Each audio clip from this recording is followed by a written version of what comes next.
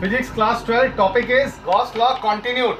Gauss law continued है, suppose कीजिए if there are point charges Q1, Q2, Q3 and Qn inside the surface, किसी surface में ये charges हैं तो हर एक का अपना कंट्रीब्यूशन होगा इलेक्ट्रिक फ्लक्स का।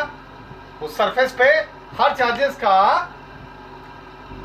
अपना अपना कंट्रीब्यूशन होगा, द इलेक्ट्रिक फ्लक्स फॉर्म होगा और वो सब एक दूसरे से इंडिपेंडेंट होगा, किसी का लेना देना नहीं होगा। यानी टोटल इलेक्ट्रिक फ्लक्स उस कंडीशन में क्या हो जाएगा, φ1 + φ2 + φ3 और φen एन चार्जेस सपोज कीजिए तो φ1 की वैल्यू क्या होगी, Q1/ε0, Q2/ε0 and so on, Qn/ε0। 1/ε0 को मैंने कॉमन निकाल लिया, Q1 + Q2 + Q3 dash Qn, इनका सम हो गया Q, तो इसकी जगह मैंने रख दिया Q। तो ये आ गया total electric flux from the surface जहां पर ये चार्जेस हैं inside the surface. Okay, important क्या है, if the medium surrounding the charges has a dielectric constant K, मान लीजिए उस चार्ज के चारों तरफ का मीडियम का डाइलेक्ट्रिक कांस्टेंट K है तो फ्लक्स की वैल्यू क्या हो जाएगी, φ = Q/K∈0।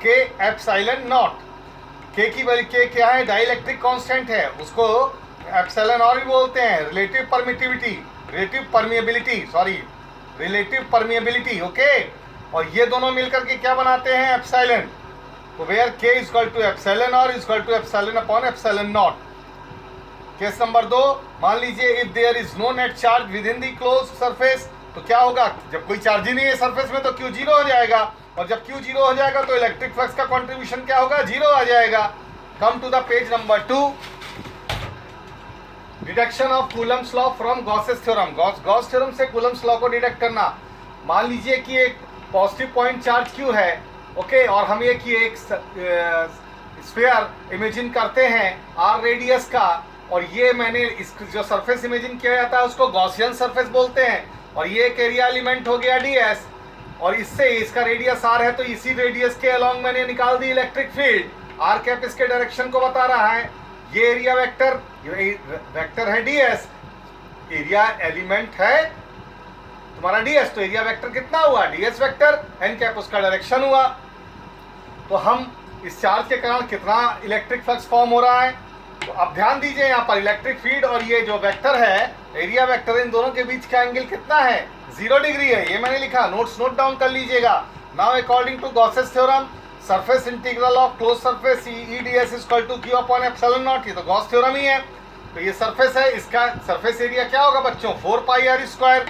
तो एक काम कीजिए, इसका डॉट प्रोडक्ट निकालिए, इन दोनों के बीच का एंगल 0 है तो EdS cos 0 हो गया, ठीक, cos 0 की वैल्यू 1 होती है, E कांस्टेंट है, बाहर कर दो, ds Q/ε0, इसका इंटीग्रेशन क्या आएगा, S आएगा, ये आया, S क्या है, 4πr², यहाँ लिखा, देयरफॉर E = इसको उठा के नीचे ले जाओ, 1/4πε0 Q/r²। ओके, ये बन गया क्वेश्चन नंबर 1। आइए come to the page number 3।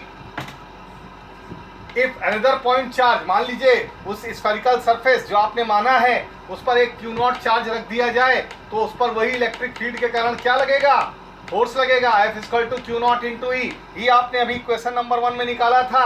Okay, तो F = Q0, और ये आप पहले ले आइए 1/4πε0, इसको अरेंज कर दीजिए, Q × Q0/r², तो ये बन गया कूलम्स लॉ, यही है Coulomb's law. Okay, this is the Coulomb's law in electrostatics, जो कि आपने गॉस थ्योरम की मदद से प्रूव कर दिया। Thank you.